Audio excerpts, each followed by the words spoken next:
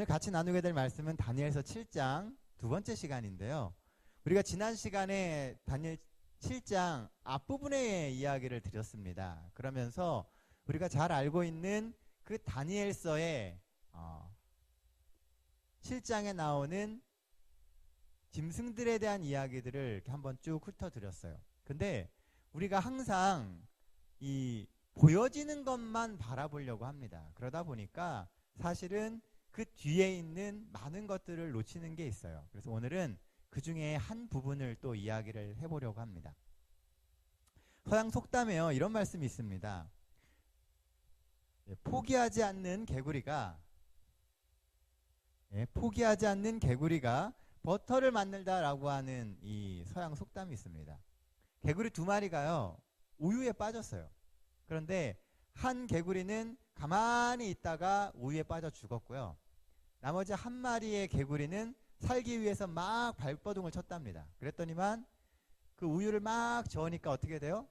시간이 지나면서 점점 버터가 되면서 굳어져 가지고선 결국 이 개구리가 빠져나올 수 있었다는 이야기입니다. 우리가 매일의 삶 속에서요, 사실 인생이라고 하는 것이 종종 우리가 생각하는 것 이상으로 절망적일 때가 있습니다. 정말 헤어나오려고 발버둥을 치는데도 잘 되지 않을 때가 있어요. 소망이 없는 것처럼 보여질 때가 있습니다. 그럴 때 가만히 그냥 그 흘러가는 대로 가만히 그냥 죽어가는 것이 아니라, 그럴 때일수록 발버둥 치고 끝까지 포기하지 않으면요, 살 수 있는 길이 열린다는 겁니다. 보시는 그림에 나오는 이 개구리가요, 지금 이 새한테 먹히는데 뭐 하고 있어요? 안 죽으려고 새 목을 조르고 있습니다. 그러니까 새가 이 개구리를 먹으려면 어떻게 해야 돼요? 목이 풀려야 되는데 새는 이 목을 풀 방법이 없어요. 그렇죠? 그러니까 개구리를 놔줄 수밖에 없는 겁니다. 우리의 인생도 끊임없이 우리가 무엇인가를 위해서 살아가게 될 때 삶은 변화가 생길 수 있어요. 한 곡의 노래가 순간에 활기를 불어넣을 수도 있고요. 한 송이의 꽃이 꿈을 일깨울 수도 있습니다. 한 그루의 나무가 숲의 시작일 수 있고, 한 마리의 새가 봄을 알릴 수 있습니다. 오늘 우리, 바로 나로부터 모든 변화는 시작되게 된다는 거예요. 특히 오늘 나누게 될 말씀은요, 바로 나와 관련된 이야기입니다. 그런데 대부분의 사람들이 그것을 잊고 살아가고 있는 이야기예요. 오늘은 다니엘서 7장 두 번째 시간인데, 7장 9절로 14절에 나오는 이야기를 가지고 같이 은혜를 나누려고 합니다. 다니엘 7장 9절로 14절에는요, 굉장히 특별한 이야기가 나옵니다. 우리 성경 말씀 한번 찾아보도록 하겠습니다. 다니엘서 7장 9절로 14절입니다. 보통 우리가 다니엘서를 공부하면서요, 다니엘 7장 9절로 14절의 이야기들은 별로 이야기를 많이 안 하고 넘어갑니다. 다니엘 7장 9절로 14절입니다. 한 절씩 번갈아 가면서 읽도록 하겠습니다. 7장 9절입니다. 내가 보니 왕좌가 놓이고 옛적부터 항상 계신 이가 좌정하셨는데, 그의 손은 희기가 눈 같고 그의 머리털은 깨끗한 양의 털 같고, 그의 보좌는 불꽃이요 그의 바퀴는 타오르는 불이며, 불이 강처럼 흘러 그의 앞에서 나오며, 그를 섬기는 자는 천천히요 그 앞에서 모셔선 자는 만만이며, 심판을 베푸는데 책들이 펴 놓였더라. 그때 내가 작은 뿔이 말하는 큰 목소리로 말미암아 주목하여 보는 사이에 짐승이 죽음을 당하고 그의 시체가 상한 바 되어 타오르는 불에 던져졌으며, 그 남은 짐승은 그의 권세를 빼앗겼으나 그 생명은 보존되어 정한 시기가 이르기를 기다리게 되었더라. 내가 또 밤 환상 중에 보니 인자 같은 이가 구름을 타고 와서 옛적부터 항상 계신 이에게 나와 그 앞으로 인도되매, 그에게 권세와 영광과 나라를 주고 모든 백성과 나라들과 다른 언어를 말하는 모든 사람들이 그를 섬기게 하였으니, 그의 권세는 소멸되지 아니하는 영원한 권세요 그의 나라는 멸망하지 아니할 것이니라. 네, 감사합니다. 자, 다니엘 7장 9절로 14절의 이야기는 무슨 이야기일까요? 우리가 지난 시간 7장 8절까지 이야기를 했는데 7장에서 매우 중요한 주제 중에 하나는 작은 뿌리다라고 이야기를 드렸어요. 7장의 이야기를 하나님께서 다니엘에게 넣어주시고 생각 속에, 그리고 그 이상을 보게 하시는 목적 중에 하나는 작은 뿔을 이해하게 하기 위해서였어요. 느부갓네살 왕은 자신의 나라가 어떻게 유지될 것인가에 관심이 있었지만 사실 하나님은요, 그 나라보다 이 세상의 역사가 어떻게 흘러갈지를 보여주길 원하셨다는 겁니다. 그리고 그 중에 특히 하나님을 믿는 백성들이 어떠한 삶을 살아갈 것인지를 보여주시기를 원했어요. 그래서 그 처음 바벨론으로부터 계속 이어져 오는 하나의 생각을 통해서 성도들을 핍박하게 되는 이 작은 뿔이라고 하는 존재를 보여주기를 원했다는 겁니다. 그런데 작은 뿔 이야기를 하다가 갑자기 오늘 본문이 되는 7장 9절로 14절에서 심판에 대한 이야기를 해요. 우리는 이 부분을 보통 뭐라고 얘기를 하냐면 조사심판이라고 이야기를 합니다. 그리고 더 정확한 이야기로는 조사심판이 아니고요, 재림 전 심판입니다. 성경에 우리가 알고 있는 마지막 때의 그 심판 말고 하늘에서 지금 벌어지고 있는 심판이 있다라고 이야기를 해요. 그게 바로 오늘 우리가 같이 보게 될 본문의 이야기입니다. 자, 오늘 본문에 보면은요, 세 장면이 등장을 합니다. 9절로 10절에는 하늘에 심판이 있다라고 이야기를 하고요, 11절 12절에는 넷째 짐승이 멸망됩니다. 심판의 결과로 그렇게 나타나는 모습을 보게 돼요. 그리고 13절 14절에 보면은 그 왕국을 받기 위해서 오시는 인자에 대한 이야기가 나오게 됩니다. 여기 나타나는 모습은요, 굉장히 압도적이고 웅장한 모습이에요. 천천만만의 천사가 그곳에 임재해 있고 그 임재해 있는 그곳에서 심판이 있다라고 이야기를 하고 있습니다.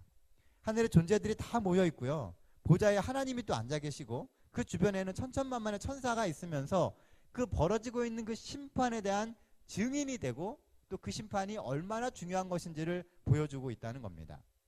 계시록 20장에 보면은요, 마지막 심판에 대한 이야기가 나와요. 그런데 오늘 이 이야기는 그 마지막 심판의 모습이 아니에요. 그리고 왜 이 조사심판이라고 하는 것이 필요하고, 그리고 이 조사심판이라고 하는 것이 왜 중요한지에 대한 이야기를 오늘 같이 좀 해보려고 합니다. 자, 9절 말씀에 보면은요, 자, 옛적부터 항상 계신 자라고 하는 표현이 나오게 됩니다. 자, 이 말은 원래 문자적으로 말하면 날들에 있어서 앞장선 사람이란 뜻입니다. 그러니까 지금 있는 그 날들보다 더 앞에 계시던 그분에 대한 이야기를 하고자 한다는 거예요. 그래서 옛적부터 항상 계셨던 분, 우리의 날들보다 더 앞서서 계셨던 그분에 대한 이야기를 합니다. 성경에서는 이것을 하나님 아버지에 대한 상징적인 표현으로 이야기를 하고 있어요. 하나님은 우리가 살아가고 있는 그 날들보다 앞서 계신 분이에요. 우리가 이야기하는 날들의 개념보다 훨씬 앞서 계신 분이라는 것이죠. 그래서 하나님은 우리가 살아가고 있는 이 시간보다 더 많은 것들을 알고 계시고 그 가운데 개입하실 수 있다라고 하는 것입니다. 자, 우리가 이 조사심판 이야기에서 다뤄야 될 두 번째 이야기는요, 누가 심판을 받는가 하는 거예요. 보통 재림교회는 성도에만 초점을 맞춥니다. 조사심판 누가 받는다고요? 성도.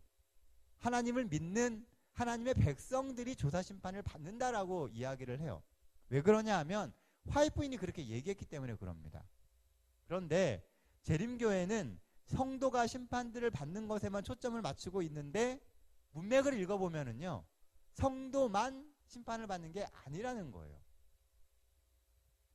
보세요. 이 조사심판의 대상은 성도만 받는 게 아니라 사실은 작은 뿔도 심판을 받습니다. 왜냐하면 작은 뿔이 문맥 가운데서 계속 이뤄지고 있다는 거예요. 8절까지 계속 작은 뿔의 이야기가 나오고 있었고 9절로 14절의 이야기의 중간에도 작은 뿔에 대한 이야기가 나오고 있습니다. 그래서 이 심판은 작은 뿔과도 관련이 있다는 거예요. 이 작은 뿔은 하나님을 회방하고 하나님의 백성들을 핍박합니다. 이 작은 뿔이 하나님을 회방하고 하나님의 백성들을 핍박하는데 문제는요, 성경 어느 곳에도 이 본문에 보면 작은 뿔이 심판을 받는 이야기가 없다는 거예요. 하나님을 적대시하고 하나님을 회방하는데 그 작은 뿔이 어떻게 심판을 받는지에 대한 이야기가 없다는 거죠. 그래서 오늘 본문의 이야기는 사실은 작은 뿔의 심판에 대한 이야기라는 겁니다. 작은 뿔이 그렇게 하나님을 회방하고 하나님의 백성들을 핍박하게 되었을 때 어떻게 심판을 받느냐라고 하는 이야기가 오늘 조사심판 부분에 해당이 된다는 거예요. 물론 하나님의 백성도 성도들도 심판을 받습니다. 성도는 심판의 대상이 돼야 돼요. 왜냐하면 이 심판은 사실은 우리를 위한 심판이기 때문에 그렇습니다.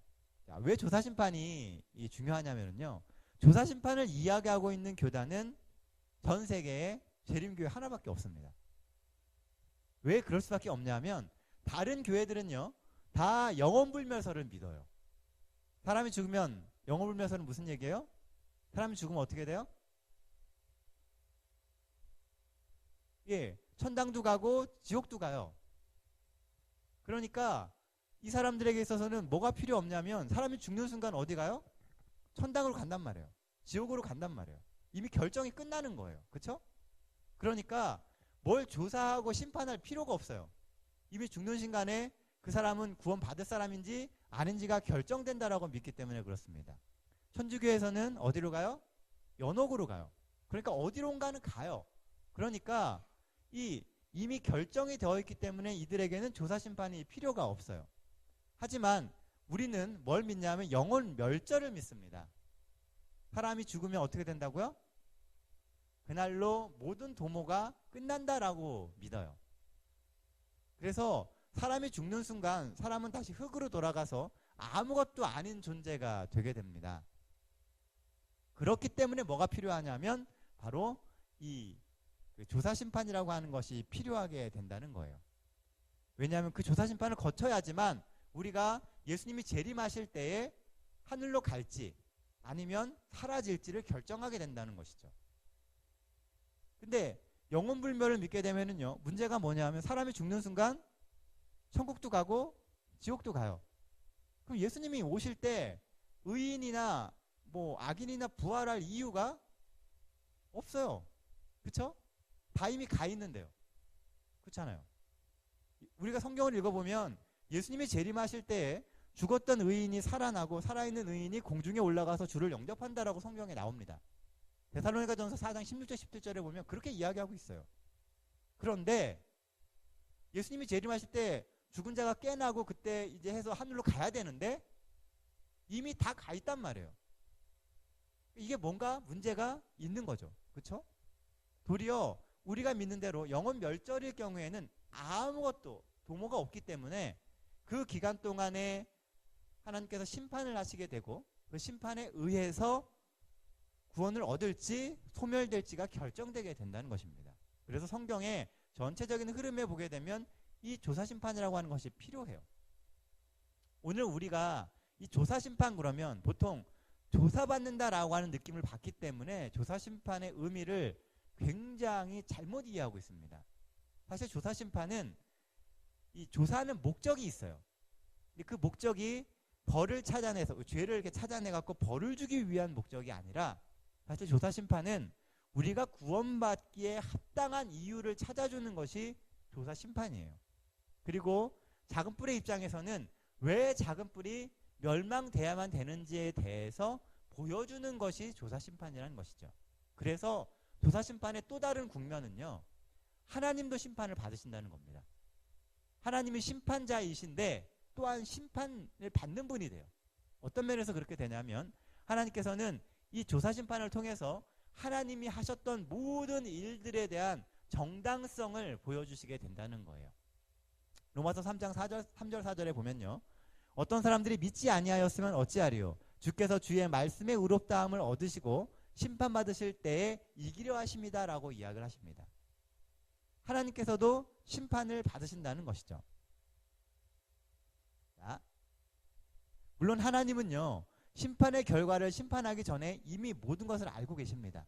하지만 그래도 조사심판을 하셔야만 돼요. 왜냐하면 우주 거민들에게 하나님이 이렇게 해오신 모든 일들과 사단이 멸망당하는 것의 정당성에 대한 설명이 필요했다는 거예요. 그래서 사람들에게 이 조사심판을 통해서 하나님이 하시는 그 모든 일들의 전말이 드러나게 되는 겁니다. 사실 이 사단이요, 하늘에서 반역을 하고 내려오게 될 때요, 우주 거민들의 3분의 1이 사단과 함께 이 땅에 내려오게 됩니다. 그런데 그 많은 우주 거민들, 그러니까 하늘 천사들의 3분의 1들이 쫓아 내려오게 된 이유 중에 하나는 사단이 가지고 있던 본래의 마음이 사실 제대로 드러나지 않았기 때문에 그래요. 하늘 천사의 3분의 1이 내려왔지만 여전히 우주의 많은 거민들은요, 하나님의 이야기와 사단의 이야기 가운데서 풀리지 않는 의문을 가지고 있다는 거예요. 사단이 왜 멸망당해야 되는지, 왜 하나님께서 죄를 지어서 죽게 된 이 땅의 사람들을 구원하셔야 되는지에 대해서 보여주시고 이유를 보여주고 우리가 구원에 합당한지를 보여주는 것이 조사심판이라는 겁니다. 그래서 사실은 하나님께서도 이 조사심판을 통해서 하나님의 정당성을 보여주고요, 우주 거민들에게 믿음의 확실성을 보여주는 것이 바로 이 조사심판이라고 하는 거예요. 그래서 조사심판은 성경을 이해하는 그리스도인들에게 있어서 매우 중요한 것이 바로 조사심판입니다. 이 조사심판이 여기 다니엘서에만 나오는 게 아니에요. 사실은요, 성경에 전반적으로 이 조사심판에 대한 이야기들이 계속 나오고 있습니다. 자, 구약성경에 보면은요, 먼저 창세기 3장 9절로 13절에 보면은 타락한 아담과 하와에게 하나님께서 찾아오시면서 이런 얘기를 하십니다. 네가 어디 있느냐? 왜 먹었느냐? 누가 먹게 했느냐라고 하는 질문을 하세요. 하나님이 아담과 하와가 선악과를 따먹은 거를 모르셨을까요? 다 아셨습니다. 아담과 하와가 숨어 있는데 어디 숨어 있는지 모르셔서 이렇게 물어보실까요? 아니에요. 다 아시지만 아담과 하와에게 물어보시고 또 그 과정에 대해서 물어보시게 되면서 이 아담과 하와가 죄를 짓게 되는 그 과정이 어디로부터 시작되었는지를 명확하게 보여주셨다는 거예요. 그래서 정확하게 보여주면서 이 죄의 시작이 어디로부터 왔고 거기서부터 왔기 때문에 어떻게 이 문제를 해결해 가야 될지에 대해서도 이야기하셨다는 것입니다. 조사심판이라고 하는 것은요, 죄의 원인을 찾고 구원하기 위해서입니다. 하나님께서 조사하시는 이유는 구원하기 위해서예요. 하나님이 우리의 삶을 이렇게 보시고 우리의 삶의 부족한 부분들을 끌어내시는 이유는 그것을 지적해서 구원에 합당하지 않다라고 이야기하시기 위해서가 아니라 그 모든 것을 덮으실 수 있는 예수님의 피로서 이 모든 죄가 있지만 그것을 덮을 수 있다라고 하는 것을 보여주시기 위해서라는 거예요. 조사심판은 구원받기 위한, 구원하기 위한 조사입니다. 그러니까 두려워요, 안 두려워요? 하나도 안 두렵습니다. 오늘 이 조사심판은 지금 일어나고 있는 일들이에요. 예수님께서 하늘 지성소에 들어가신 이후로 지금 조사심판을 하시는 거예요. 우리가 구원에 합당한지, 그리고 우리가 그 구원에 얼마나 적합한지를 보여주시는 겁니다. 그리고 예수님이 지성소에서 나오시면 그게 뭐예요? 그게 바로 재림이 되는 겁니다. 그 모든 것을 끝내고 구원에 합당한 모든 속죄가 끝나고 나면 예수님께서 오시는 거예요. 지금 그 속죄를 마무리하시는 단계로 시간을 보내고 계시다는 겁니다. 뭐 하기 위해서요? 우리를 구원하기 위해서. 그 구원시키는 과정이 바로 조사와 심판인 것입니다. 또한 창세기 4장 9절로 10절에 보면은요, 가인을 조사하신 후에 심판을 하십니다. 바벨탑을 할 때도 이 창세기 11장 5절에 보면 여호와께서 물론 보셨지만 조사하기 위해서 친히 내려오십니다. 자, 우리가 내려가서 거기서 그들의 언어를 혼잡케 하자라고 이야기를 하세요. 하늘에서 모든 것을 다 보셨지만 다시 한번 내려와서 그 일에 대해서 조사를 하신다는 겁니다. 항상 하나님은 먼저 확인하시고 그 다음에 어떤 일을 하세요. 그 확인의 과정은 결국 사람들로 하여금 또 우주 거민들로 하여금 모든 과정을 이해할 수 있게 만들어준다는 것이죠. 창세기 18장 20절 21절에 보면은 소돔과 고모라에 대한 이야기가 나옵니다. 여기서도 역시 직접 내려와서 조사하시는 모습이 나오게 돼요. 하나님께서는 직접 오셔서 보시고 확인하십니다. 근데 그것이 죄를 드러내는 게 아니라 뭐 한다고요? 우리를 구원하는 길이 되게 된다는 거예요. 또 신명기 17장 4절에 보면은 하나님께서 지도자들에 대한 심판에 대한 권면을 하시는데 자세히 사실하여 심판하라라고 이야기를 합니다. 또 이사야 43장 8절, 10절, 14절에는 이 고레스 얘기도 나오고요. 이스라엘 백성들이 죄를 지었기 때문에 하나님께서 바벨론으로 보내시는 이야기가 나와요. 여기 보면 하나님의 소송이 나오고 조사와 심판이 나옵니다. 이와 같이 성경 전체를 통해 갖고요. 조사 심판에 대한 이야기가 계속 나온다는 거예요. 그래서 이스라엘 백성들은 조사 심판이라고 하는 그 개념을 어느 정도 이해하고 있었습니다. 하나님 앞에 우리가 서야 되는 순간들이 있다는 것이죠. 그런데 신약으로 딱 오게 되면서요. 이 조사 심판에 대한 이야기가 아주 구체적으로 드러나기 시작합니다. 우리가 잘 아는 이야기 중에 잔치와 예복에 대한 이야기 있죠. 마태복음 22장에 보면은 이 잔치와 그 잔치에 참석하는 사람들 중에 예복을 입지 않은 사람들에 대한 이야기가 나옵니다. 큰 잔치가 벌어졌어요. 그래서 뭐 산과 들과 뭐 곳곳에서 사람들을 불러가지고서 그 잔치에 집어넣었어요. 그리고 이 잔치에 들어갈 수 있는 예복을 주는데 한 사람이 예복을 입지 않고 들어옵니다. 그러니까 확인해갖고 어떻게 해요? 잔치 바깥으로 쫓겨나는 모습을 보게 돼요.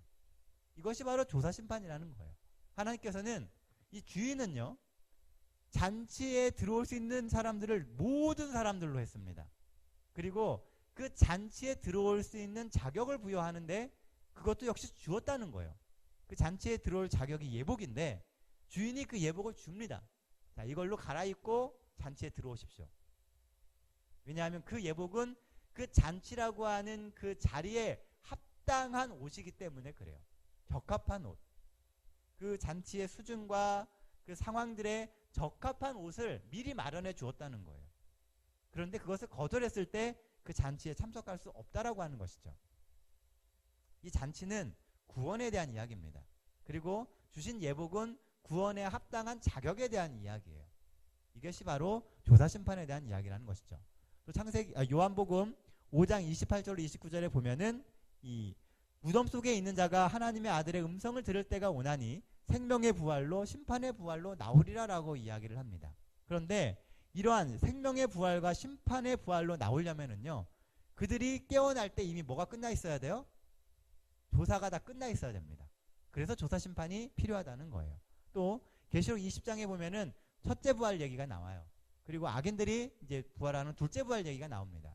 이 모든 이야기가 그렇게 되기 위해서는요, 이미 모든 조사가 끝나야 된다는 거예요. 우리의 인생이 끝나기 전까지는요, 사실 우리에게는 기회가 있습니다. 하나님 안에서 돌이킬 수 있는 기회가 있어요. 그래서 인생이 끝나는 그 시점까지는 어느 것도 결정되지 않습니다. 죽어야지 끝나거든요. 그리고 그 삶에서 하나님께서 이제 달아보시면서 구원에 합당한지 안 한지를 결정을 하는 거예요.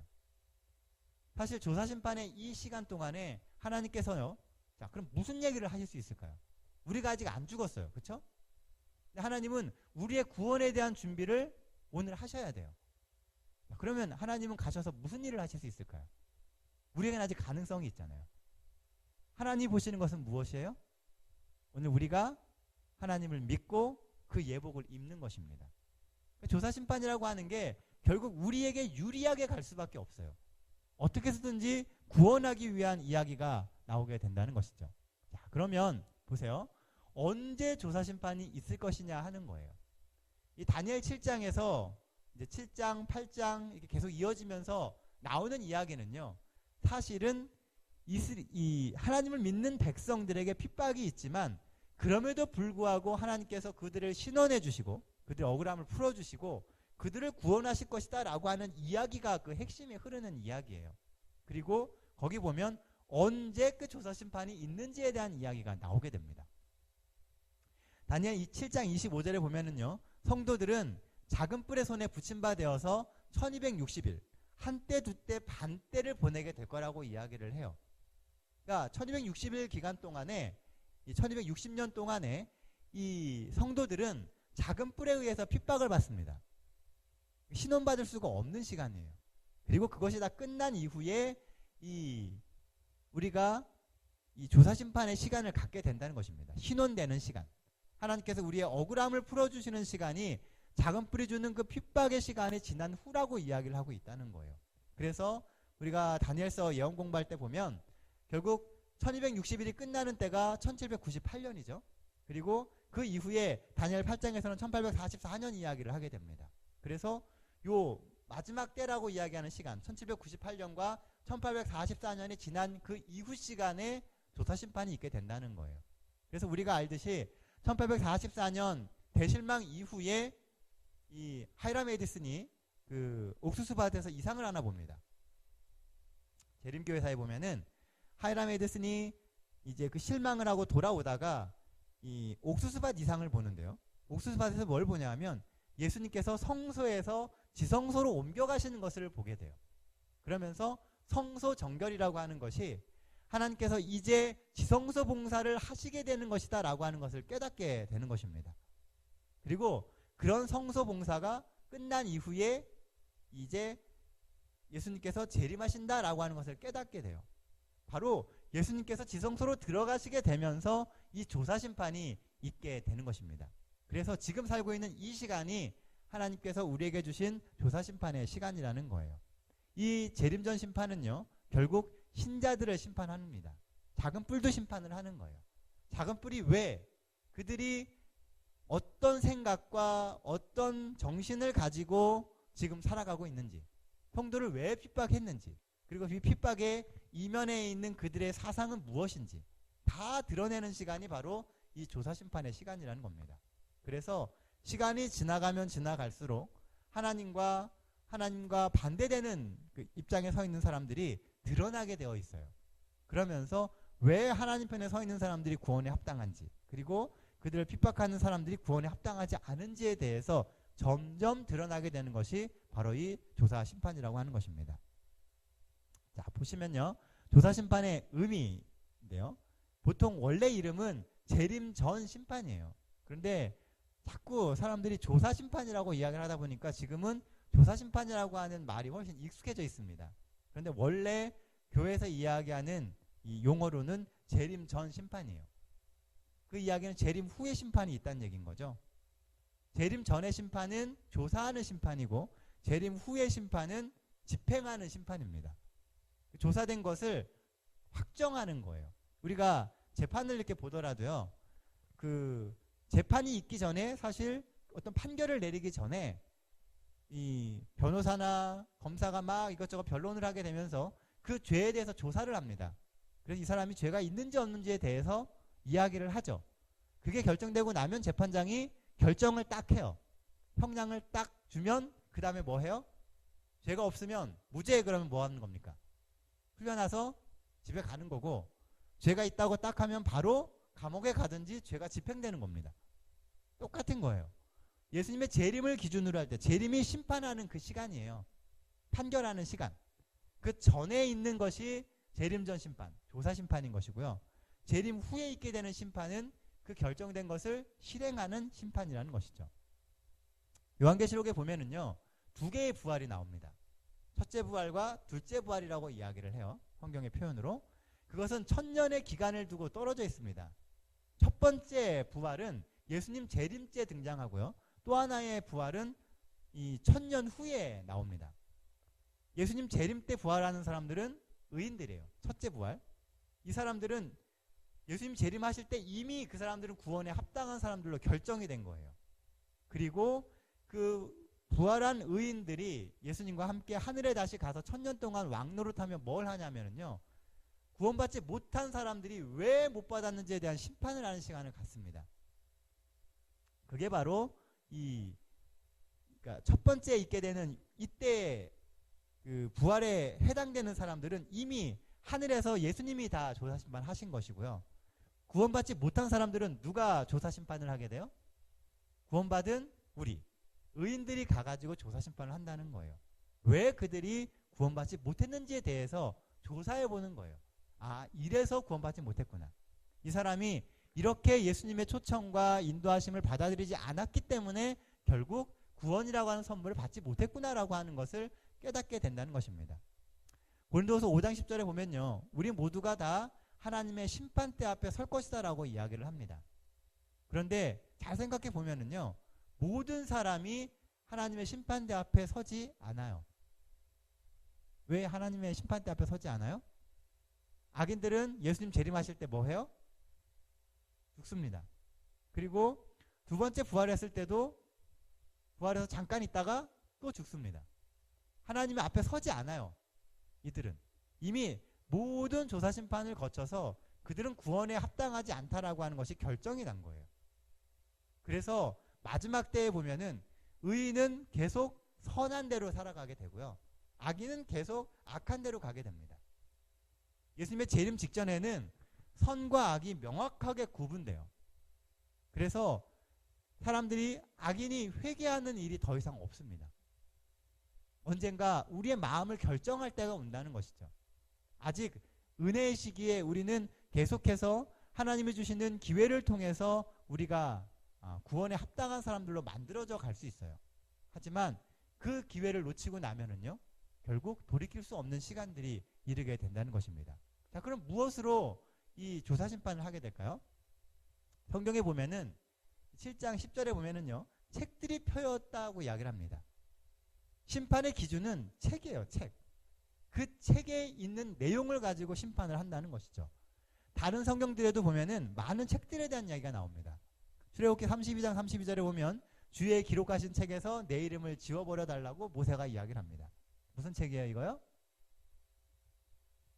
생명책입니다. 생명책. 또 시편 69편 28절에 보면 생명책을 도말하사라고 얘기하고요, 말라기 3장 16절에 보면 기념책에 대한 얘기가 나오고, 또 생명책, 다른 책들에 대한 얘기가 나와요. 우리가 살아가고 있는 모든 삶이 책에 기록된다는 겁니다. 하나님이 가지고 계신 그 책에 기록되고 있다는 거예요. 그래서 조사심판을 할 때는 책들이 놓여 있어요. 하나님이 책을 펴시고 그 책에 있는 내용을 가지고선 이야기하게 되신다는 것이죠. 각세대쟁터에 보면요, 이런 말씀이 있습니다. 하나님을 섬기는 일에 들어간 모든 사람의 이름이 하나님의 생명책에 기록되어 있다. 하나님을 섬기는 일에 참여한 사람만이 생명책에 하나님께 헌신을 지속하고 있느냐에 따라서 심판의 결과가 결정된다. 영원한 운명은 얼마나 좋은 일을 했느냐에 따라서 결정되는 것이 아니고 그 이름이 생명책에 기록되었느냐에 따라서 결정된다. 많은 종교는요, 자신이 선을 쌓아가지고 구원에 이른다라고 이야기를 해요. 그런데 하나님을 믿는, 예수님을 믿는 이 기독교에서는 그렇게 이야기하지 않는다는 겁니다. 우리가 얼마나 선한 일을 했느냐에 의해서 구원이 결정되는 게 아니라 우리가 하나님을 믿고 하나님의 일에 참여함으로 생명책에 그 이름이 기록되었느냐가 중요하다는 거예요.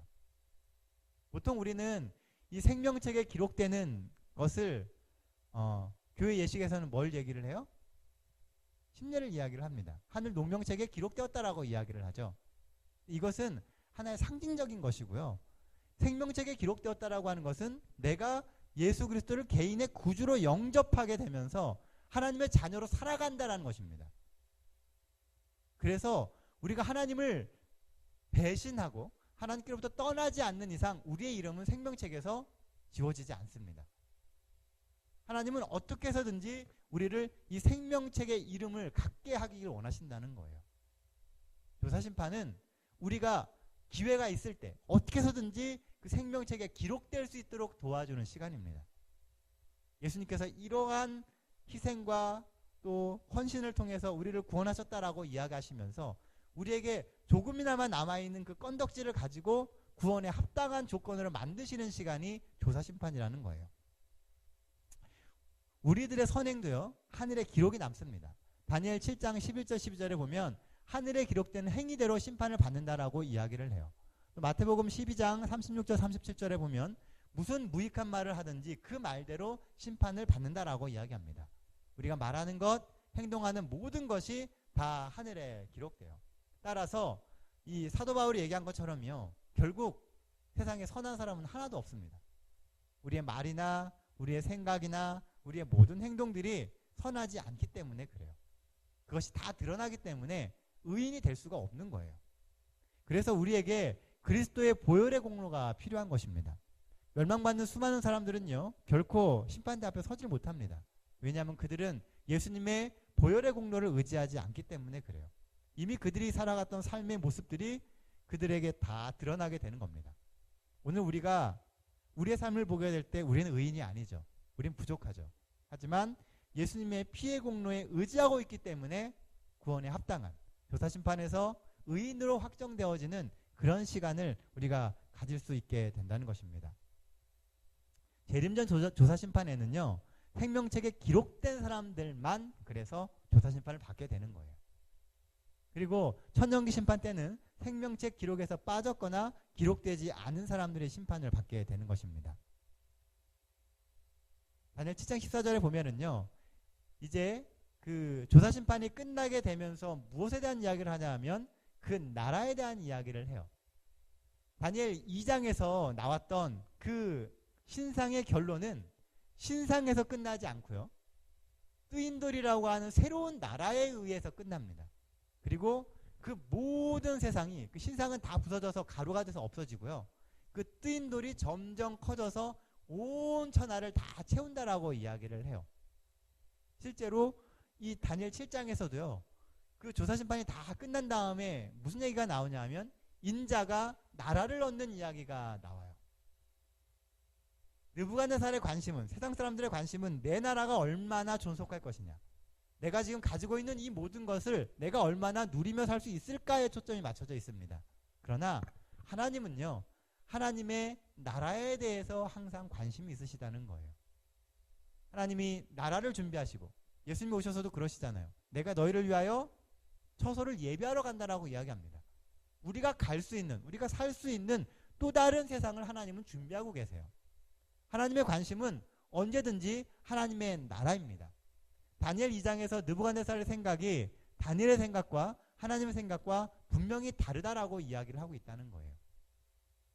2장에서는 느부갓네살의 관점에서 이야기를 하지만 7장에서는 다니엘의 관점에서 이야기를 해주시는 겁니다. 하나님이 갖고 계신 생각을 다니엘에게 펼쳐주시는 거예요. 그러면서 하나님의 관심은 하나님의 백성들을 신원해주고 그들에게 이 새로운 나라를 주는 것이라는 거죠.